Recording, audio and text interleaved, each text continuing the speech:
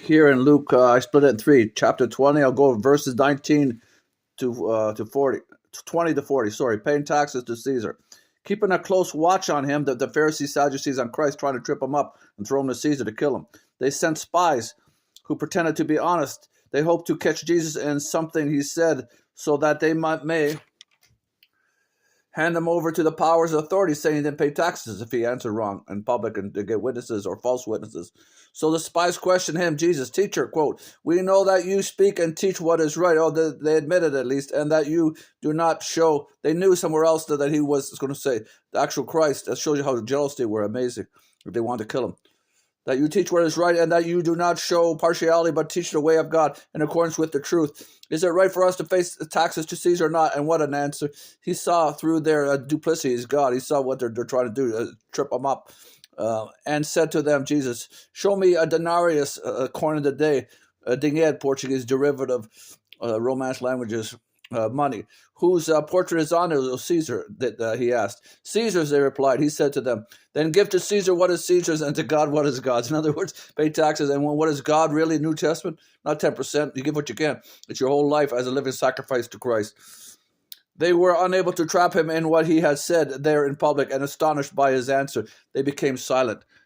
Okay? Some of the Sadducees who say that's a sect of the Pharisees and the Old Testament say that there is no resurrection. They didn't believe in it, but there is, and Jesus confirmed it here. They said to him, "Teacher," they told, I don't have time. They told the story of a man in the Old Testament. If a man died, the second oldest brother would take him if he had no children, and the first son he'd have with his wife, his former sister-in-law, would be for his brother's line. They asked him, they'd trip him up 7 times or something, right? And they never had children. So whose wife is it in the resurrection, right? And Jesus answered, the people of this age marry and are given in marriage, but those who are considered worthy of taking part in the next life, okay, they're neither given or taken in marriage, and they can no longer die, for they are like the angels here. People think they marry angels. You don't, right here. They're like the angels. You don't give it or take in marriage.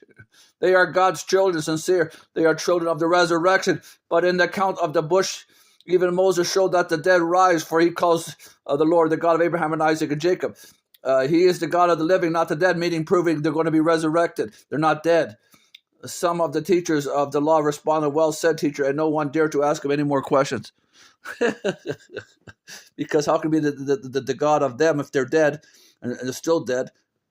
If he's not the God of the living, he's the God of the living, meaning they're going to be resurrected, right? I'll say that. I just emphasize that.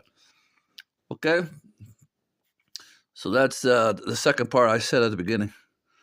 Thank you, bye.